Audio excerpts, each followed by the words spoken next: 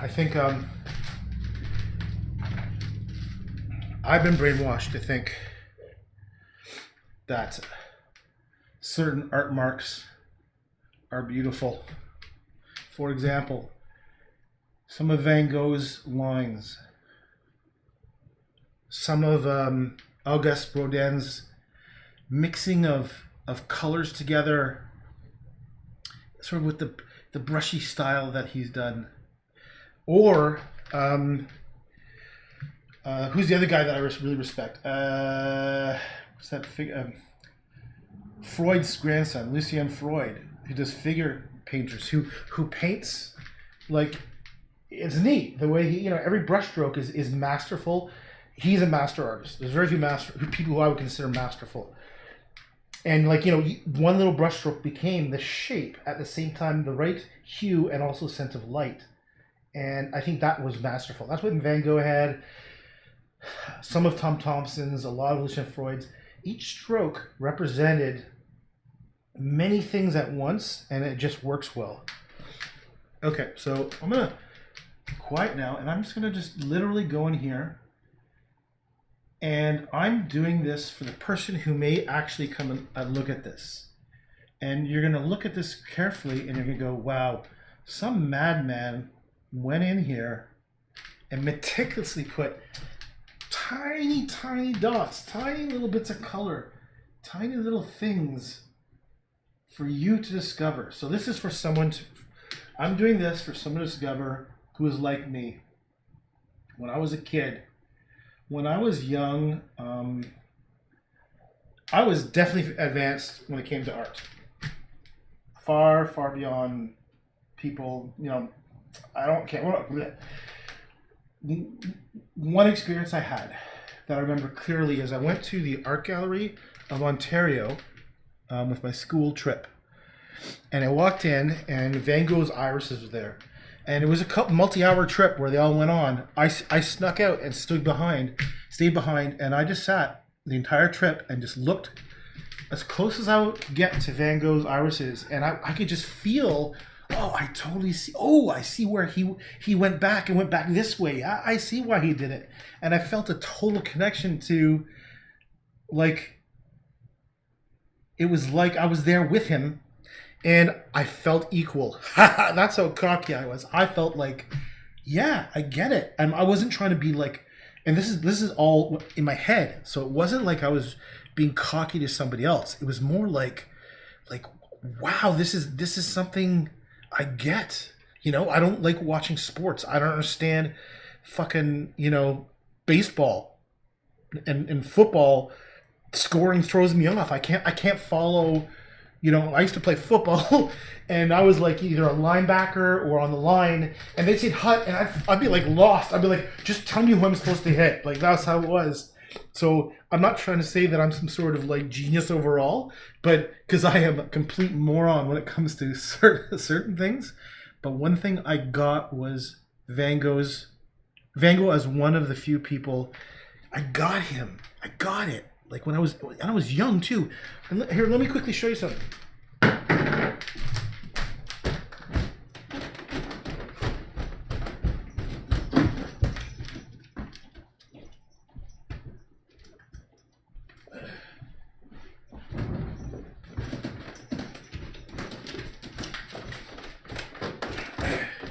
This is, I think, my second acrylic painting. And I did it just after, I gotta find the age. I'm gonna say I was 12 or 13 maybe. But from memory, I thought of Van Gogh's Irises. I remember the way they sort of curved to the left and the flowers went to the right. And also thinking, this was, I'm out of breath because I'm so overweight, I ran upstairs. Thinking, you know what? This is still very rudimentary, because he would have multiple strokes of color. So I have this on my website. I can find the date, but yeah, I loved Van Gogh right from the beginning. And I did this, like I said, very soon after I came back from, maybe there's a date on the back here. No, on my website it'll have a date. And I'm pretty sure that was the second time I even ever touched acrylics. Okay. Okay. Okay. I've been wanting to talk about this for a while. I have so many things I've been wanting to talk about that I keep inside because in the wrong context, things will come across not as they're intended, and people jump on you. And the thing is that my nature is I feel like I need to fight for true justice. Like I feel like I would intervene in scenarios typically. And I can tell you a really funny story recently where I kind of fucked up. But I'm not into something that's happening right now, which is a social justice kind of thrust. I think there's something deviant going on, which has to do with the deep state, possibly. At a propaganda level. I need to go in and spend time thinking before I can articulate that particular comment. But let me tell you an embarrassing story. I was at my local No Frills, which is like just a grocery store, and I had not many items, and there's that one, always that. There's always that one line in the grocery store where if you have like fewer items, you could go in, okay? And there was this young man who's maybe 35 or 40, and his mom was in a wheelchair in front of him. And I can't remember what happened, but like she kind of like butted in front of me. Right? And I was thinking, you know what? Just because you're in a wheelchair shouldn't mean you should have the right to get in front of me, and or something along those lines. And I said something, and the son came along all aggressively, and I was calm and said, look, you know, I was in line too. It's just not cool to butt in line, right? Or something like that. I can't remember. Oh, I know. She had more than the number of groceries that were allowed. What I didn't know is that there was also a sign for wheelchairs. So apparently, if you're in a wheelchair, you can go through the shortcut line, even though you had more items than normal, right? So it was my fault, totally.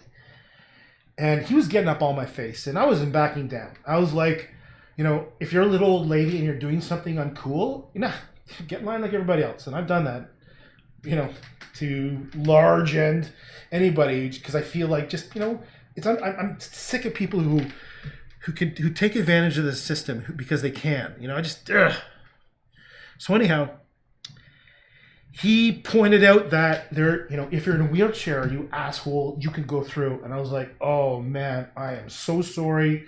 Here, please go ahead. By all means, I was wrong. I was totally wrong. I apologize.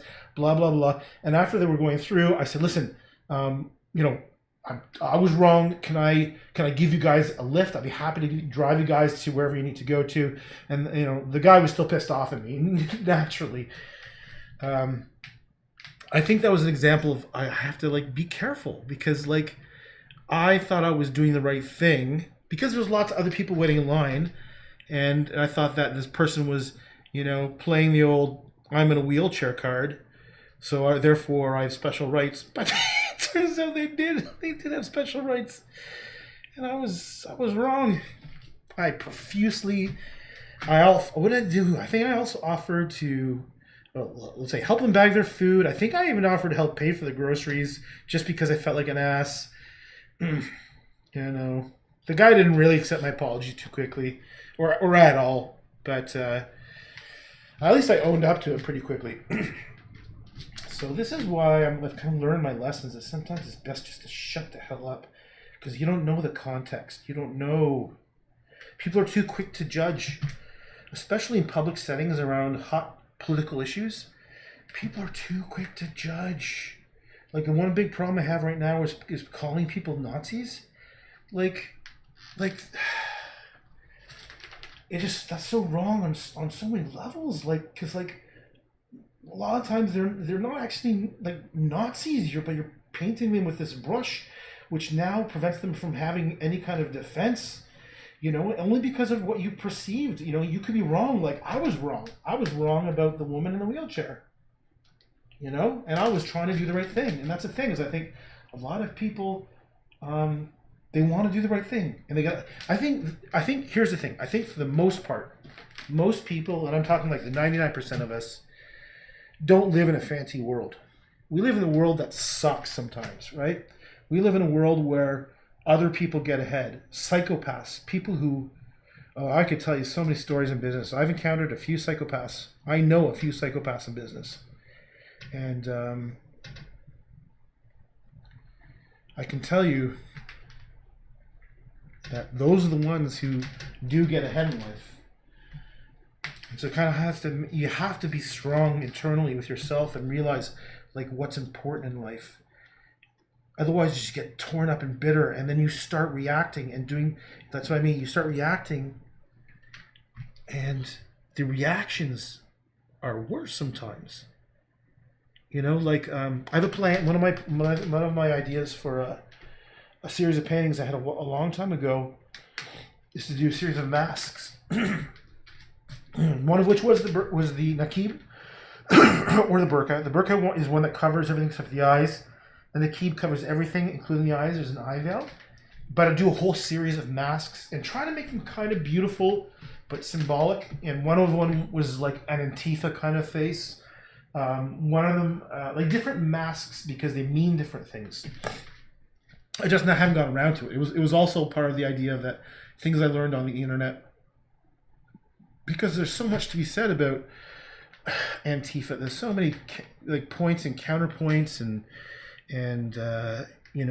ideas that are spreading, because we do live in an age now where propaganda is a real thing, and we are the targets, you and I. And because of where I've grown up, and I know I would say I have relationships to some people who are in that elite group. And they're not bad people, but their bias helps create international policy.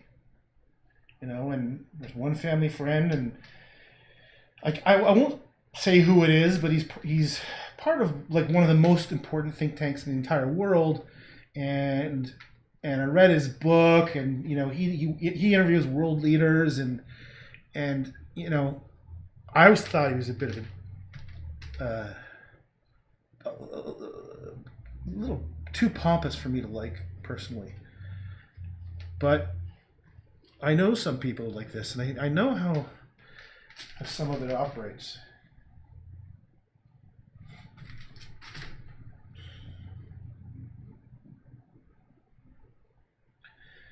My goal is simply to be, I like George Carlin's philosophy. I think where he says he's a political atheist. He's like an observer, and he'll make comments about it.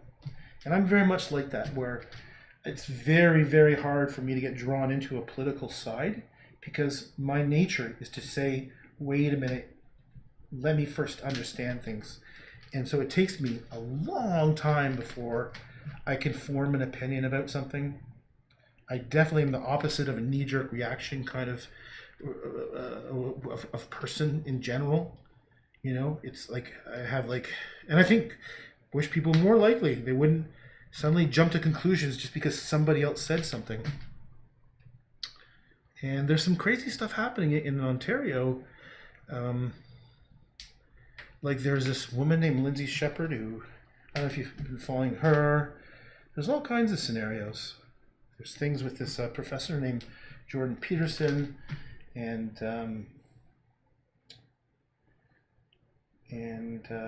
there are so many people who have agenda is not the right word. It sounds too nefarious. I think it's more like they have a point of view, and they're entrenched in a point of view. So anything that contradicts their point of view, the opposing side is a bad person, is evil. And I think that's a dangerous thing. I think that's the wrong direction to go. I don't know if any of this is making sense. Okay. Tremblay. Oh, you said bonjour. It kind of makes me think of Starry Night. Well, yeah. So so you're getting Starry Night because I for sure did swirls. Like, there's no question. I was thinking, hey, what's some beautiful stuff I can do? Well, I always loved me some Starry Night. So I've done Van Gogh swirls since I was a kid.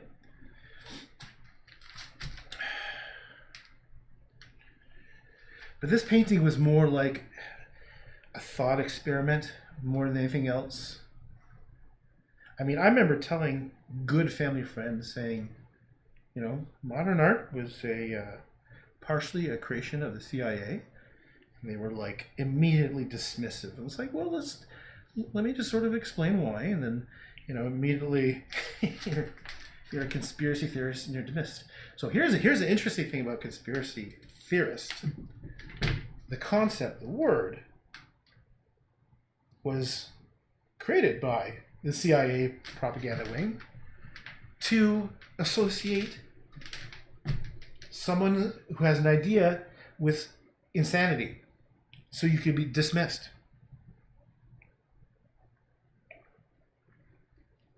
So simple and brilliant.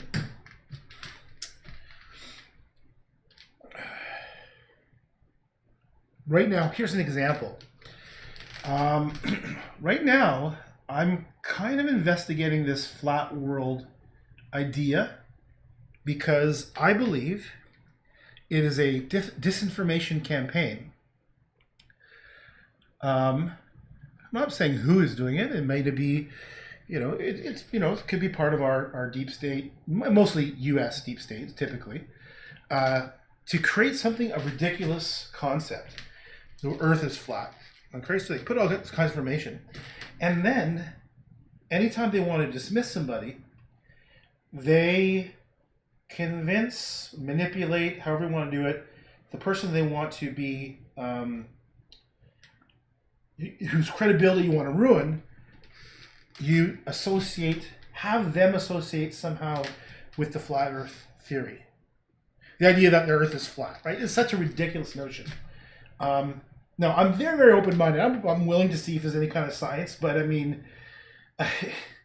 you know, yeah, like, it'll take a hell of a lot of proof for something like that. But anyhow, I think that's a great example of the deep state at work today. Is the flat Earth concept. It is created to create a straw man. A straw man argument is.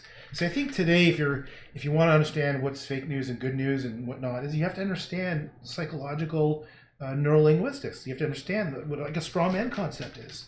The idea is that you create an idea that is fake, okay? Then you destroy it because it's obviously fake, and then you associate what you said before was true. I think. No, sorry. You create a straw man that you imply someone else is saying is true. You destroy the straw man, right? It's gone because it was never real. And by doing that, you make the conclusion that you force a kind of conclusion that what the other person's other opinion was also false. And so I think that's a great example of you want to know what deep state is? That's a deep state. It's not essentially so mysterious. I mean, we've had since the Cold War, since the CIA was created, like it was in the 47, or it was just after World War II. It used to be the OSC or something, you know. And the problem is it's just one of the things of power creates corruption and the checks and balances with secret organizations that you can't have oversight to. I mean, that's the only real danger. I don't have a problem with CIA or NSA in general existing, as long as there's proper checks and balances, because it is too easy for it to go wrong, because typically people who get in those positions, maybe along the lines of lacking empathy, maybe purely psychotic, meaning they have no empathy. And that's where things go really wrong, such as the CIA, you know, with all the drug running. Like, it's almost like we accept it now as like some fact that the CIA, you know, was responsible for bringing drugs into the states and created the the crack epidemic, you know, and you know, or like things like Operation Northwoods. Like, there's some crazy stuff that was going on. Did you know that there was a plan that came to at least the president's desk? I think it was Kennedy, where they wanted to do a false flag so that they could get into Cuba, and they were, one of the things on the table was to have American citizens be killed, to take a jet plane and crash it, and the plane was supposed to be empty, but they would still be American casualties, like citizens, and that's some crazy, horrible, evil shit right there. And then how do you prevent that when you're in this organization that has a culture of any means necessary? Oh, there's another very good thing, I would say. I remember being in grade school, and by any means necessary, or the ends justify the means, was a topic of debate. And even to this day, it's still stuck with me. This was a debate with Mr. Thompson at Upper Canada College. I still remember it. And I think it was grade 7 or grade 8. And as the end justifies the means. What a brilliant thing to talk about with a young mind. I really didn't get it, unfortunately, until years later. I think I was on the pro side. The end justifies the means. So I was coming up with all kinds of, of course it's, if, are you willing to like kill somebody to save 1,000 people or something? There are complex and difficult scenarios where the ends, you could justify it in your mind, but I think at a philosophical level, that's where the world goes wrong. The world goes wrong when we adopt an attitude, the end justifies the means. It usually comes from severe frustration with the world, because the world is so unfair. The world is so populated, so much in control by the financial system. We've got this a financial system that is truly what controls the world. It's not like trying to be conspiratorial about it. Literally, the creation of money is everything, and most of our wars are about have that as a pretense, as an underlying cause is who gets to control the world, and petrodollar, and that plays an important part.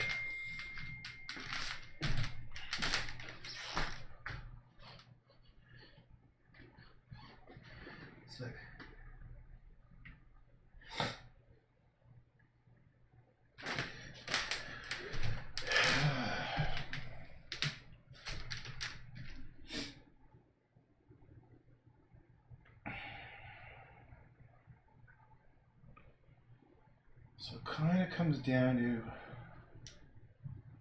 who you are and what side are you on. How far are you willing to go? For me, I've learned that as much as to my dismay, I'm an observer. I'm not going to be one. I'm not Jack Ryan. I'm not going to be out there doing action, saving the world like some sort of superhero. My role is just to sort of interpret what I see and be like a record keeper a little bit, and to have an influence of just, I'll tell you one of my most important personal influences. I was close to my grandmother. She was a pretty cool woman. There were lots of stories about her. And of course, anyone who has any kind of like thinking brain would or any kind of wisdom should make their best efforts to tap into older people's experiences about life. And so I asked her, what is the meaning of life? How should you live? And her answer was, be good to the people around you.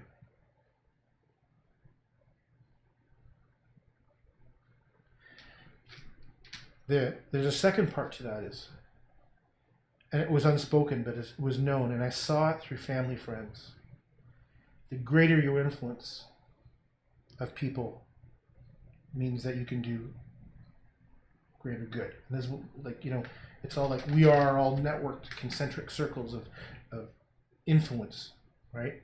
And so one of my goals in my life was to become as influential as I could through art would be my dream, and to be good to people. And I'll tell you, so we've got a couple good family friends who are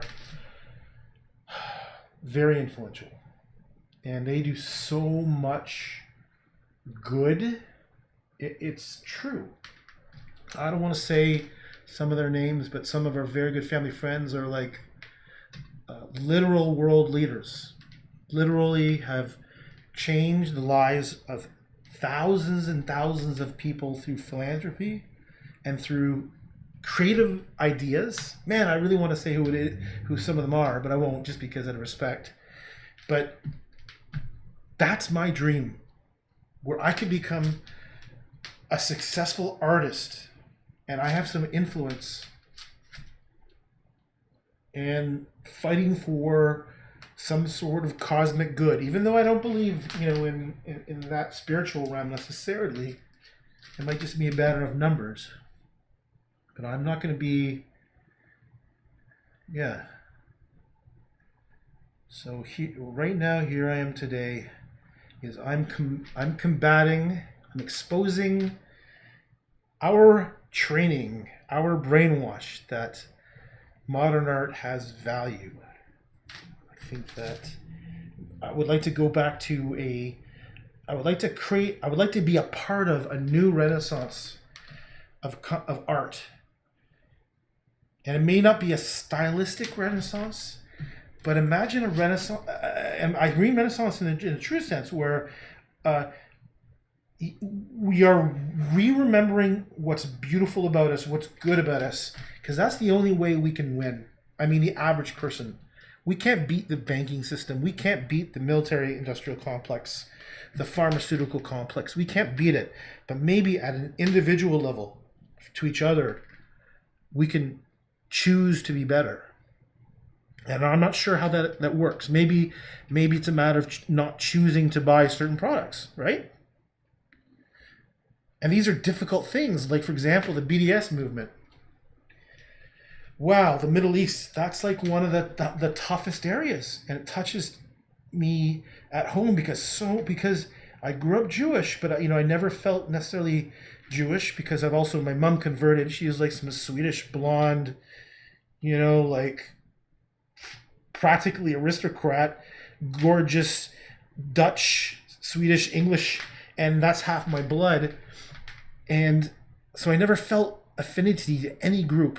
Also look at the way I look. I don't look Jewish at all. I got red hair, I'm about as pasty white as it gets. I do have a bit of my dad's nose. He's got a big Jewish nose. My dad, holy smacks, looks super Jewish. He's got the olive skin. He's got the giant nose. I love that guy.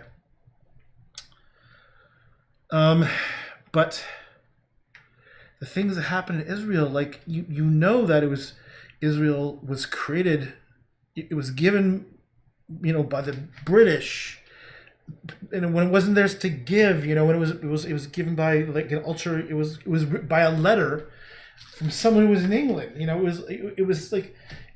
I have sympathy for the Palestinian plight, but I also have sympathy for Jewish people who just want to live. You know what I mean? And because I've got family and friends who are Jewish, I can't talk to them about anything because there's a knee-jerk reaction.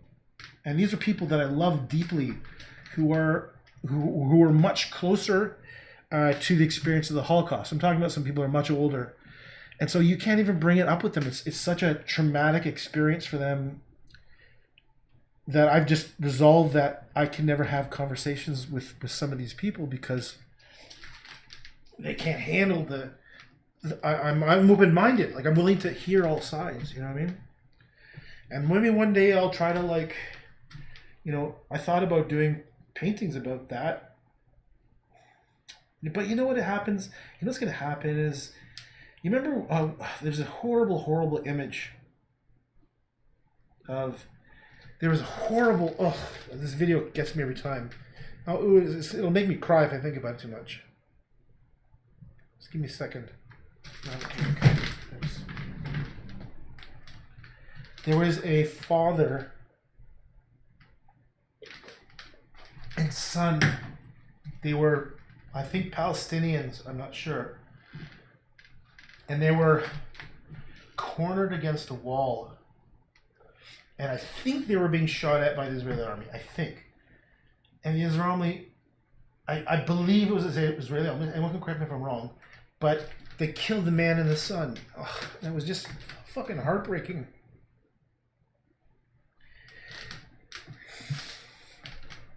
And so, it's heartbreaking.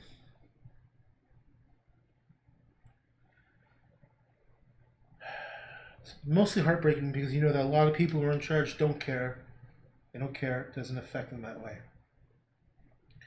And I literally know 2 psychopaths, very, very successful here. Super intelligent. And there's a reason why they become super successful, because they had just literally... Yeah.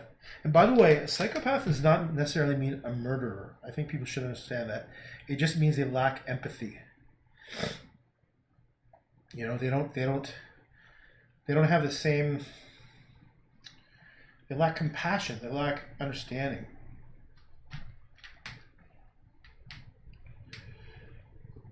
Oh, okay. Oh, another big topic that I think about a lot is immigration. You know, and living in Ontario, multiculturalism. I think about it a lot.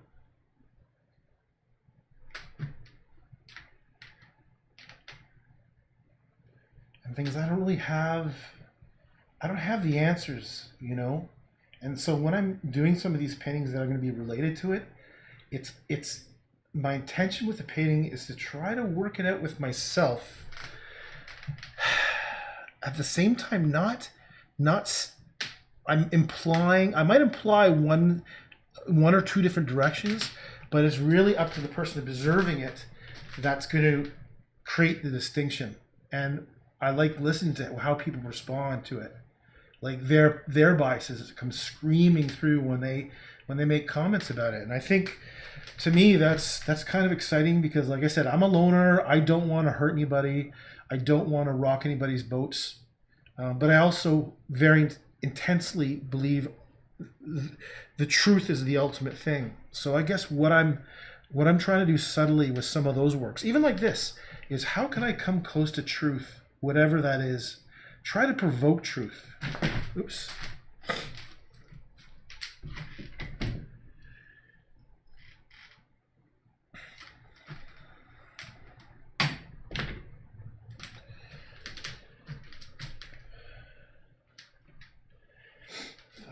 There's no end to this painting. I think that's part of what is attracting me to it.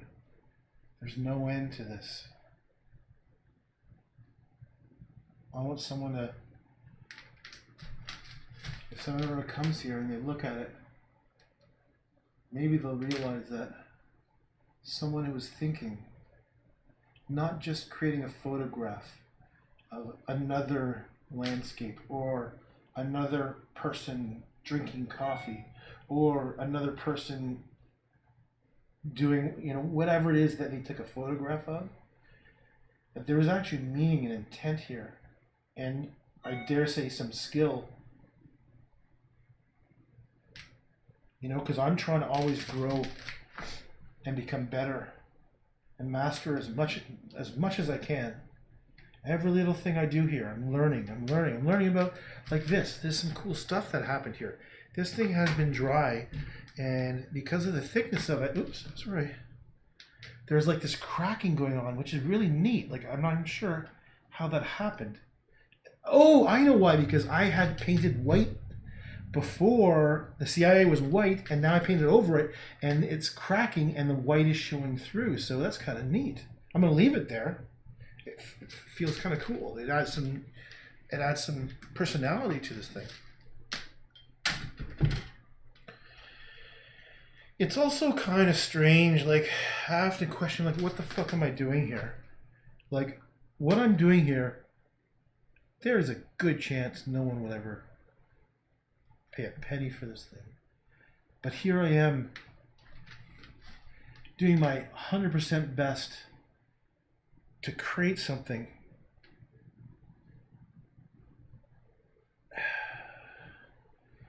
I feel like sometimes I like,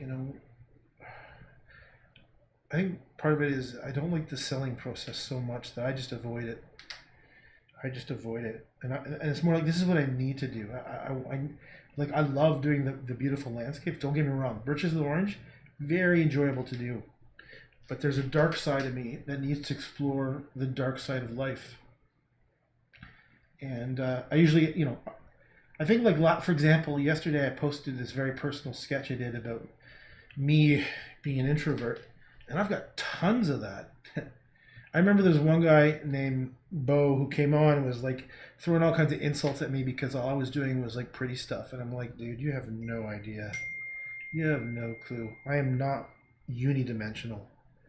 I'm not just one person who does just one type of like pretty little pictures and that's it. I've done hundreds and hundreds and hundreds of explored ideas and styles. I just haven't been narcissistic and showed everybody, and that's to my own detriment. So it was almost like to him, it's like, be careful how you judge. Careful who you judge, because you don't know. You don't know.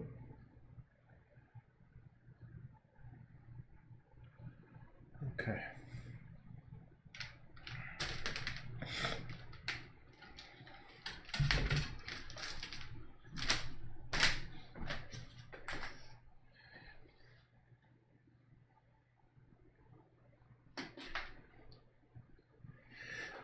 Just 1 second. I have to text my buddy who's at Costco buying me stuff. 1 second. Milk, cream, eggs. I think that's it. A new Costco opened up not too far from me. Actually, I shouldn't say that. I don't want people to know me. That's too late. Okay. Where's the camera? Oh, you're up here, are you? Okay, can you even see this? Let's look for some stuff. Maybe I should switch brushes too.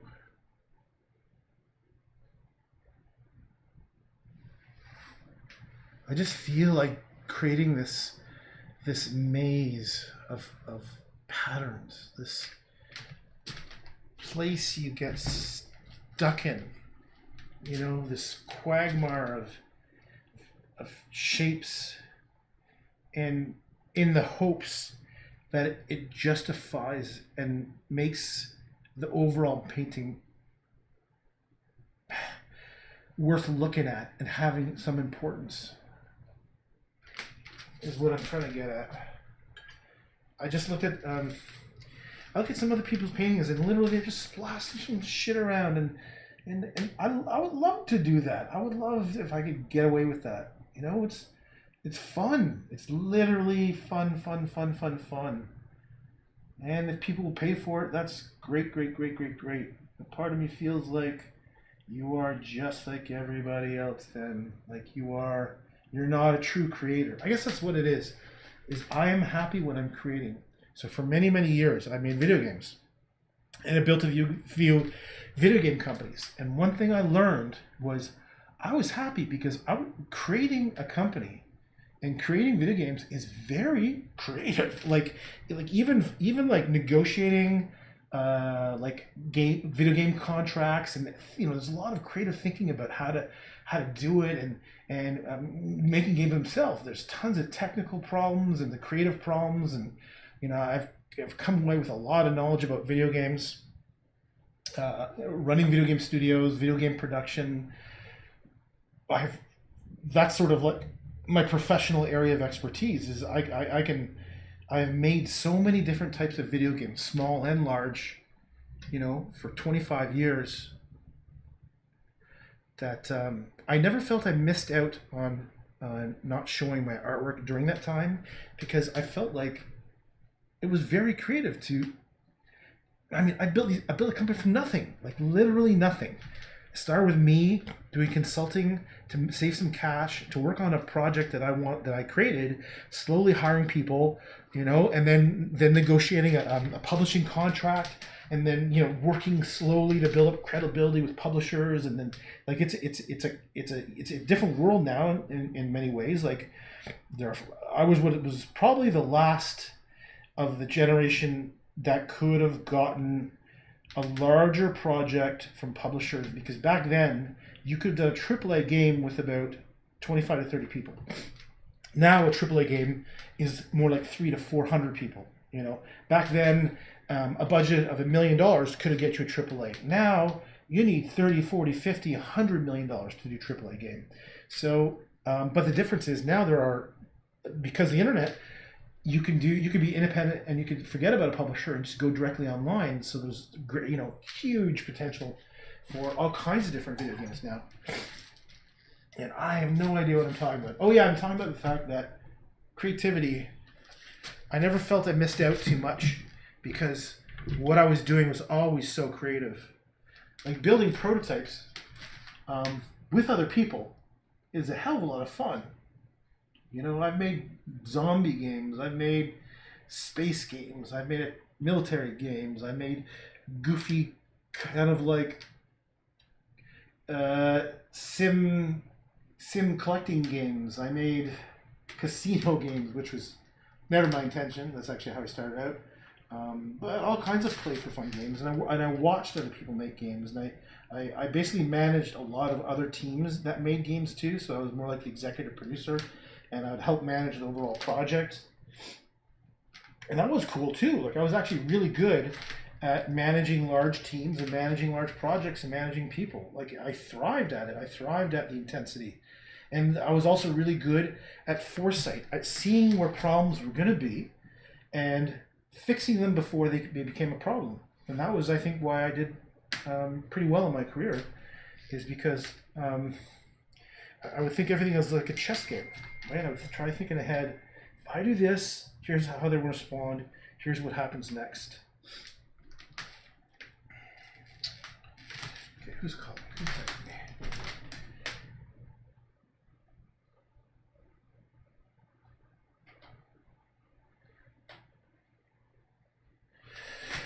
Okay, all right. So right now, I'm just trying to draw on whatever colors are on my palette right now. I have to move this one so.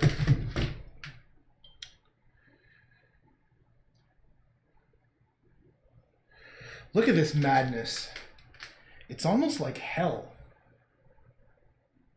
It's almost like it's somewhere between something pretty and something demonic.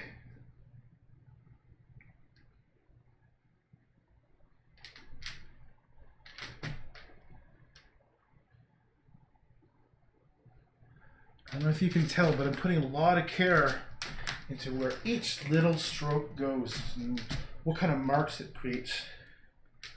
And I'm fixing up ones that I kind of knew at some point in my life I was going to come back to later and fix. Like down here, this stuff is wrong. It's a little bouquet of something. I just don't like the way it ends. It looks like a bear claw. So I'm gonna change this a bit.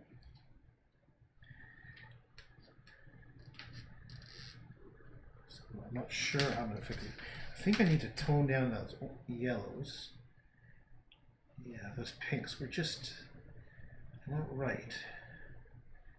Yeah, I'm going to try a little bit of this Chagall-ish. Oh no, Léon Rodin. This is what he does. I don't know if you can see this. He does some cool magic stuff that I don't think he's recognized enough. Oh. Let me put this down. I'll show you what I'm talking about. Okay. Odilon Rodin. Okay. I probably haven't looked at an Odilon Rodin painting in years. I can't remember the last time. He would do this. He would take a brush and then swirl it down here, and then take a lighter color and swirl it down until he created these like little sparkly, like, I have to put some paint on my brush. Kind of like these little rows that resolved into something that looked mystical. And so that's what I'm going to do right here, is add a little bit of that mystical kind of Odilon Rodin stuff. That's what I like, is I've internalized, after doing this for so long, I think also I pick it up pretty quickly. I only need to look at something for a short time, and I kind of see it in my mind's eye again. Like for sure for Van Gogh, I could reproduce his lines and his strokes just at will. And so I just let my hand do the walking now. Yeah. Don't like these little yellow things, so I'm just going to circle around here. This is one of the few paintings where there's actually black. And it's black because it was meant to be like the CIA is a little nefarious, to be honest, right? It is hard to know who at any given time they're working for, because a lot of it has to do with retaining their own power. How far they're willing to go to protect themselves. You know, maybe some of their clandestine operations didn't go well, and they're clearly breaking the law, but it helped them survive further. Like, you know, for example, the being a cocaine shipment courier system, like, you know, being involved in the drug trade. You know, at first maybe it was to help, you know, break, you know, attack terrorists, whatever. But maybe what happened is some of the agents realized that they could get rich off of it, or they could fund operations that were off the books. You know, like, so. I mean, this sounds like some sort of spy novel, but this is the way the world works. So that's why there's some black in this. There's meant to be some darkness in here. There's meant to be some black holes that go into nothing, right? That you're sucked in. Let's see if I can swirl it around with a little bit more low down there. And I don't even know at what point this thing is finished, because I want this thing to be about madness, right? About the insanity, the absolute insanity of us being convinced that a bunch of swirls on paint arbitrarily thrown on. And I see it today where I think there's a guy in Toronto, and literally, so embarrassing for me as an artist. You know, he gets some, has this thing that's a wheel that's turning, and he pours the paint on, and the wheel spreads it all around, and that's his painting. And I have two minds about it. The one that's the most dominant is, go for it, dude. Go for it. Who the hell am I to say that's not art? Because there is no definition of art. Who am I to say that has no value? You know, and I don't want to stop anyone's creativity. I want them, you know, keep on going, man. Maybe this evolves to something else. Like, who knows? You're having fun, you're experimenting, and people are liking it. That's good.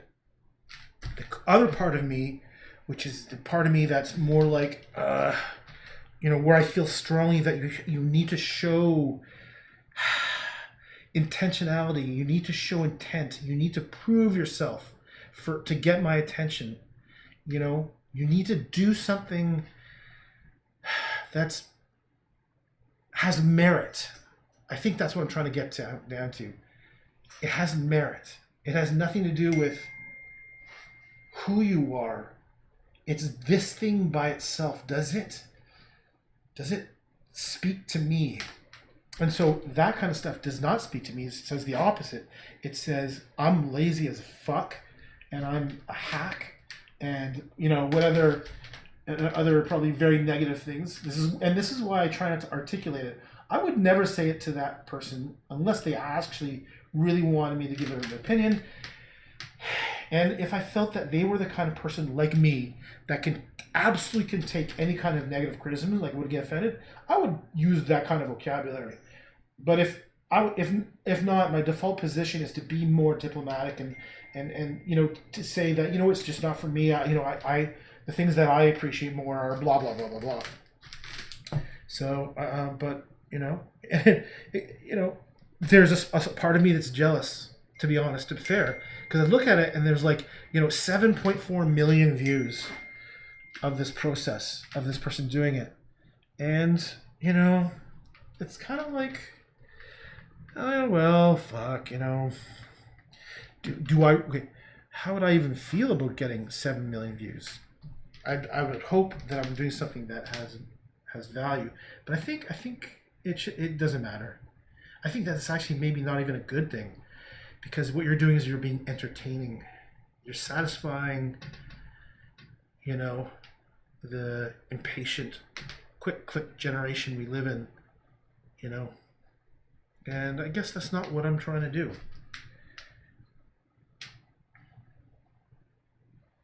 I think it would be nice to be able to reach more people, like organically. I don't like paying Facebook just so that you guys can see this stuff. You know, I literally have to pay Facebook just for you to show up in your feed. They only promote about 10%. When I do a post, they only promote 10% to the people. Let's say there's like 6,500 people following me. They only show it to a couple hundred people. So for you guys to see the stuff I'm working on, I have to pay Facebook. And it really sucks because I'm like, I'm doing this for free. I'm just happy to show people. But damn, they really have a good lock-on business model for artists, and it pushes people to do. It's kind of like, I guess selling out is the lock is not the best term I can think of, but for creating stuff that's going to get attention. So it may not be good content, but it'll get eyeballs. And I think that's the danger. I think if you're going to be an artist and you're going to be true to yourself, why are you doing it? Are you doing it to get attention? To get 7 million views of you swirling some paint on a board, and you know, I just can't do it. You know, for me, that's it's like a God. You're feeding the system. You're feeding the monster. You know, don't feed the monster. Okay, some of those are actually nice, kind of beautiful here. So I like what I'm seeing in that I'm getting a sense of prettiness down here. There's some beautiful little things coming down here. Sorry, one second. I'll show you what I'm talking about. There's some actual prettiness coming down here. You know, it's almost like these flowers that I've always kind of done. Look at, like, even the colors are kind of nice. Even though I'm on this crappy camera, I'll take it outside and take pictures of it. But still, it is kind of pretty. Like, look at the patterns. But I've left in this darkness, this sort of decay. Where's the decay? See the red, see the black, and see that it's like there's something like a virus about it. And that's kind of what I'm trying to get at, is that it's a virus. It's a political trick, or it's a manipulative social trick. What is modern art? I don't think I'm going to do another painting like this, so this will be a one-off. It's going to take me a little bit longer to finish because I still feel I want to have my little art marks to make it so that at least I'm satisfied I did my best. So I'm going in close and I'm making my little things happen. Maybe I'll add a bit of I'm not at an hour yet. I know when I'm at an hour. So, oh my god. Oh shit, it's an hour and 23 minutes. Yikes. I am wrong. I was totally off. One thing I did make a mistake is I forgot to start recording. Actually, this is a nice color. I forgot to start recording the high HD version, so probably have to break it up into 2 parts.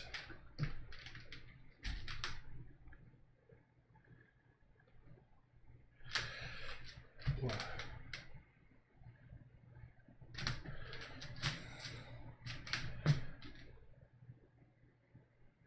I don't know if anything I just said makes sense to people.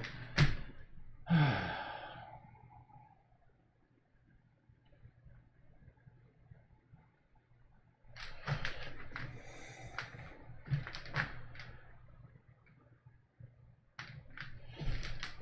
think maybe, yeah, it's kind of nice. Put a little bit down here. Yeah, even the corners, I have a tendency to, like a vignette effect, leave the corners rougher and the details are focused in the middle. So I sometimes have to remind myself to get in there. Don't forget about these little cute little spots down here. Like that. There we go.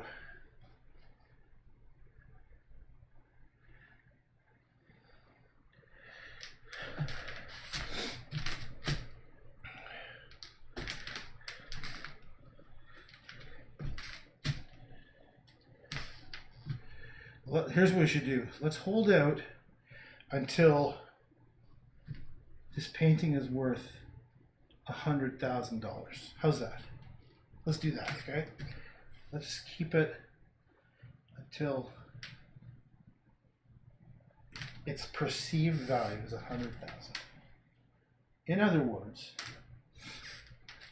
I'm going to be holding on to it forever.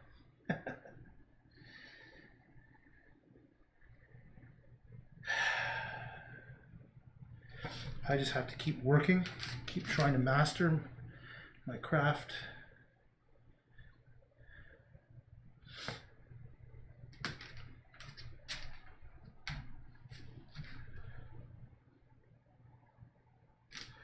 Maybe what I'm going to do here is just start pulling stuff, making it, yeah, because when it's in the words of the CIA, it's meant to be decaying. It's meant to be corruption. And what I don't mean in the sense of like it's like corruption as in graft corruption. I mean corruption as decay corruption, as in decaying the truth. You know, it poisoned our minds. Or more likely, we let this happen to ourselves. We let ourselves become told by others what has value. I challenge you to go and read articles about modern art. See if what they're saying rings true in your heart. Okay? I don't mean that in a goofy way. I mean like rings true with your sense of tuition, with your sense of like truth. Is modern art really intrinsically, actually, you know, maybe the truth of modern art is it's not trying to be beautiful.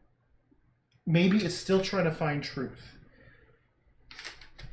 I just kind of feel it is still kind of corrupted. It doesn't convince me.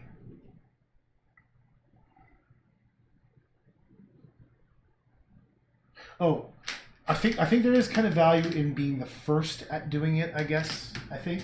So like in Mark Rothko, yeah, he gets props for being the first to have the guts to do these giant paintings, because it kind of does have guts, because I think before that time people might have just ridiculed you for like doing large pieces of just 3 colors, you know. I know there's little variations of colorism and all that kind of stuff, but so maybe that, you know, maybe there is that value. Maybe that's the redeeming value and nature of like Mark Rothko's. I think a lot of it has to do with like the fact it's a very marketable thing. It's a very easily, quickly identifiable. You can always identify Mark Rothko because he's one who's been known for doing the giant sort of areas of color with some, so, there's a variation with it, I get. And so collectors want that. I think there's some ego on the collector side. I think maybe there's part of the fault, not fault, but part of the success, I should say, is because human nature wants to have something original. They want to, there's an ego involved that says, yes, look at what I have in my lodge or on my yacht. I have an original Mark Rothko. Oh, it's nothing. It's nothing. It's just my southern wall. Maybe there's something along those lines.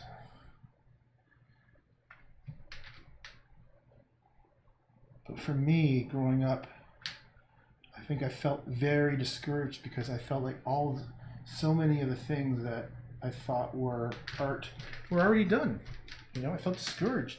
So I just didn't show anybody. I just kept on doing my own little stuff in quiet, and I just had my own paintings and sketchbooks. And I might show a girlfriend, or if I had a roommate with me, they would kind of have a look. And but for the most part, I didn't show anybody this stuff.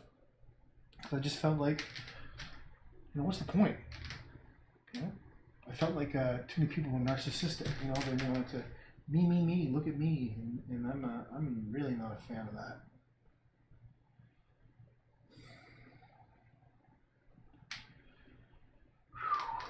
Lots of blabbing in this session, eh? Well, I am liking a lot of these things that are happening here up close. Kind of makes me want to go to Kramer's Heart, or if that's what I'm going to call it.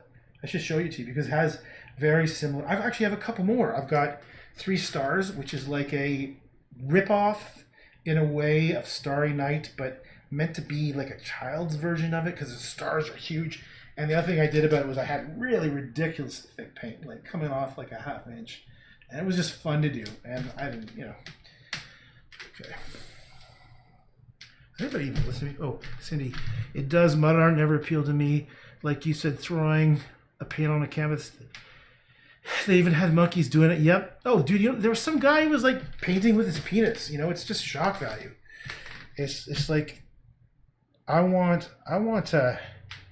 think there's a need in art to bring back masterful paintings that aren't necessarily reproducing what another master was doing. So for example, there's this guy on Instagram I follow. I think he's Mexican, and he's been reproducing some really beautiful, like highly fine detail cloth simulations, and it's kind of like old Italian art.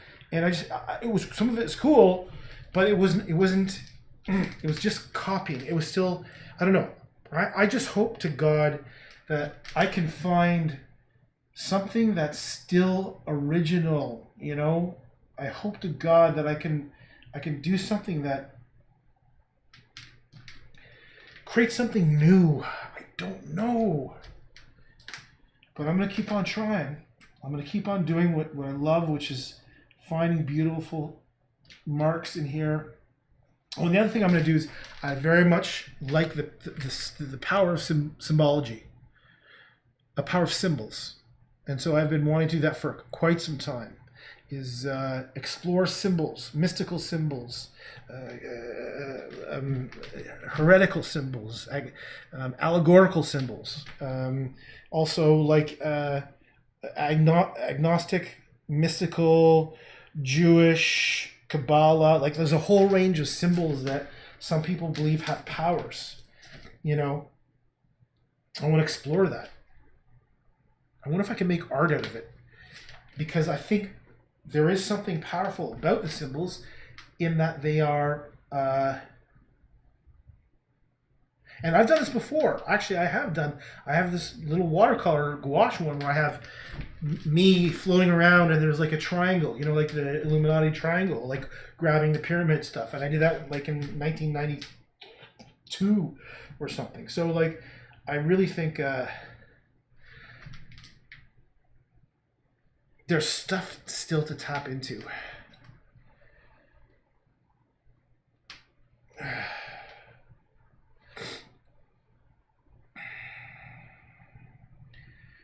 Yeah, that would be my dream if I could make something that is still original,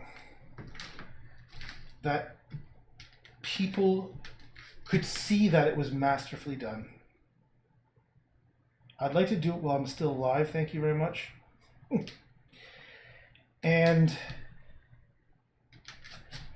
to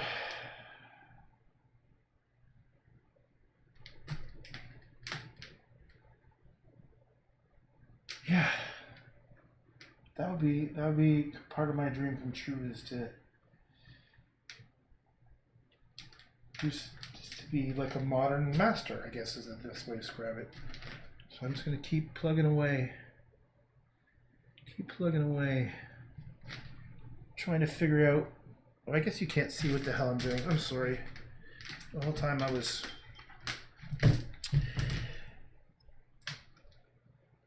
self-absorbed in all these cool little shapes and things and stuff and weirdness.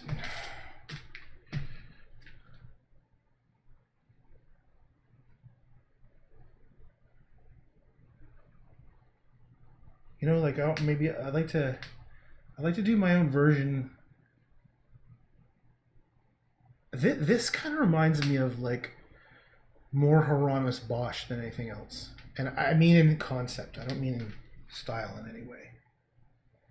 You know, especially the triptych with the, or is it a diptych? Where it's got all the weird ass creatures in hell and stuff. This is kind of my own colorized version of that. Excuse me.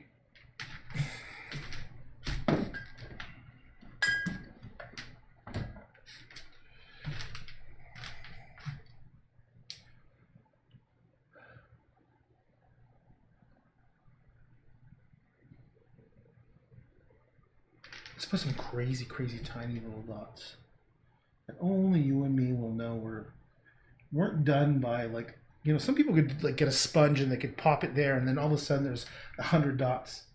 Like, I've literally placed every dot, every little thing here manually, so that, here, let's go back in here and squish it up a little bit. Every little tiny speck has its home. Seems like mental illness, don't you think? And I don't think I have mental illness, so no worries there.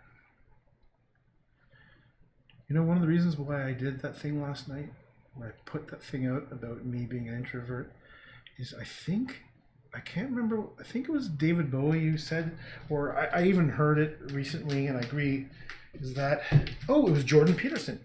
It was about, he was talking about gymnastics and why we are so interested in people who push themselves towards the edge of chaos, because that's where we find our greatest potential.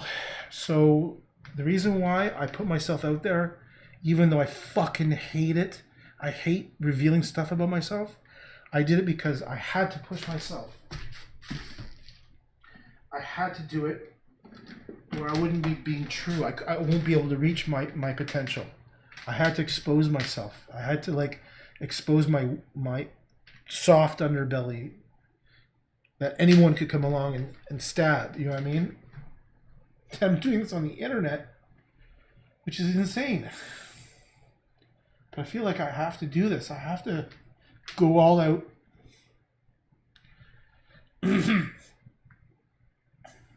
I think the thing about David Bowie, I think he said something like, if you're comfortable, you're not pushing yourself too far. You're you're not reaching your potential or something along those lines. So just for you sadists out there, I am very, very uncomfortable doing this. Even talking. There's some very nice people who listen. Like I know Cindy and like and Cheryl. You know, you guys are very supportive, even though I don't know who you are. But there probably are some fucking psychos out there. And that worries me. You know? And I just don't like people knowing about me. I like being like, I could easily have just let my life and no one would ever know about me and I'd just comfortably just disappear.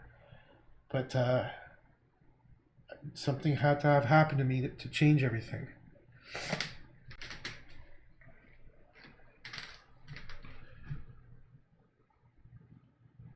So I hope I can. I hope I can become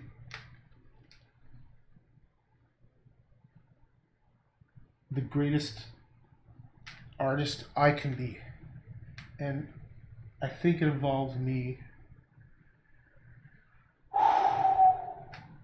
pushing myself where I'm most uncomfortable, which literally is what I'm doing right now.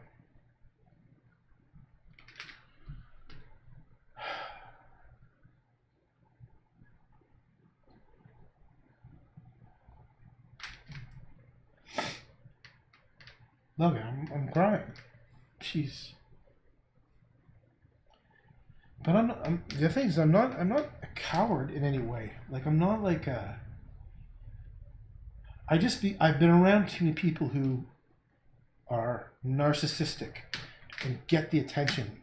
They don't deserve it just because they're loud. And I always never respected that. I always never wanted to be like one of those people that shouts the loudest to get the most attention. Because that's kind of how I grew up. I grew up in a place where if you didn't shout, you didn't get the attention. If you didn't like say, look at what I've done. And I always respected the humble people who didn't, I feel like puking, who didn't do that.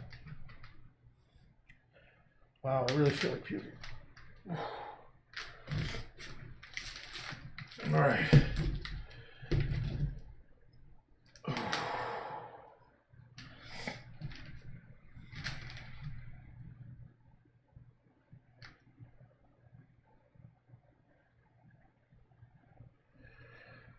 Oh, I just feel like a wave of tiredness came over me. I feel awful right now. Maybe that's just part of life, man. I seriously, I definitely am affected by the neurochemistry that flows through me. Like I get, like right now, I'm aware of a feeling I have that's affecting my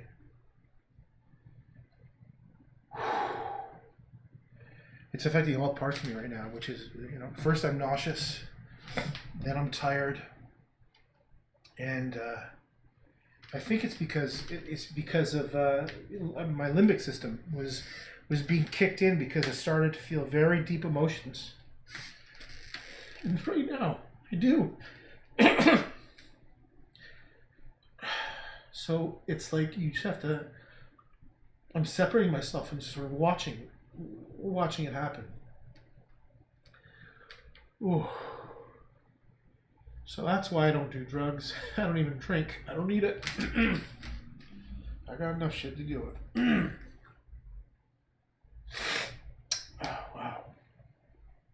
Holy, talk about exposing yourself.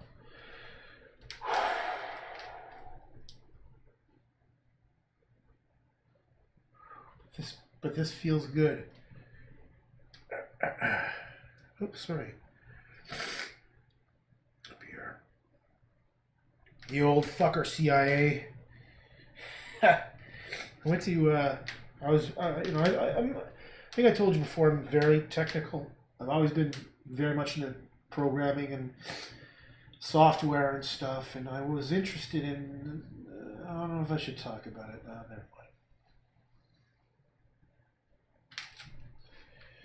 No, I'm not going to talk about it.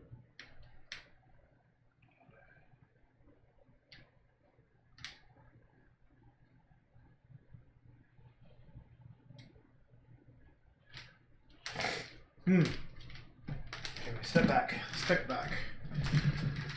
Okay, it's become much more swirly. This is interesting. It's more pretty. That's not bad.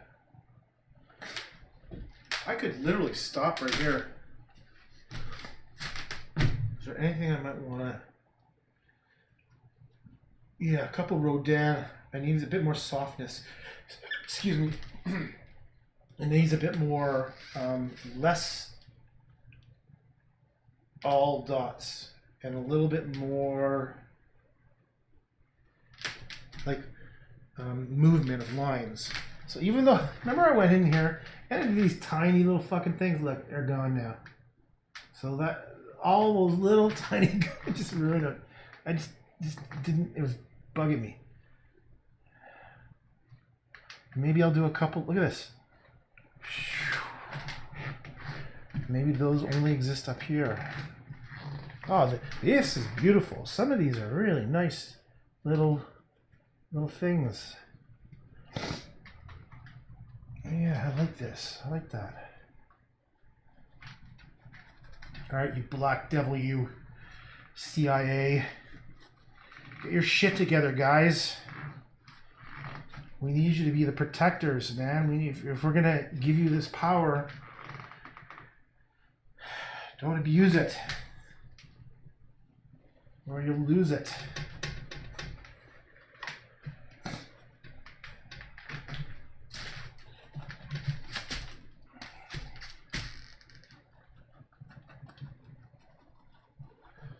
And also, Canadian security establishment, thankfully, tends to be more on the respecting side of citizenship to some degree. Most people don't even know about the Canadian security establishment. Everyone knows about CSIS, but they don't know about Canadian security establishment, which is much bigger than CSIS. You know, we actually have a pretty elaborate security establishment system. I just think they're quieter about it, which is probably the right way to be. And also, I have some inclination that there are a lot more, maybe because they're less influential, they may tend to be the good guys, let's just say. Now, we have, thankfully, some clear checks and balances on our intelligence services that if you were so inclined, you could learn about.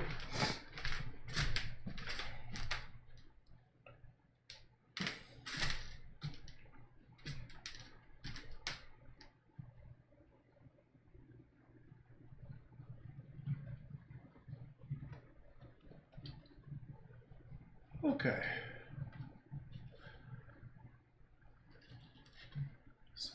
So my hats off to the CSE in general.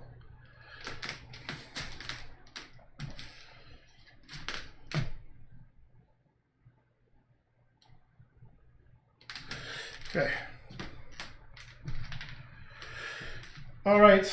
I think maybe not finished, but I feel really good that I talked about something I've been in my mind for quite a few years.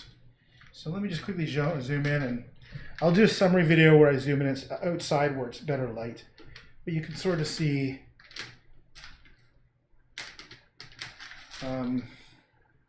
some of the work I put into here. I'm going to actually do another pass later with even more stuff, but that is the birth of modern art, CIA. All right, thanks for watching.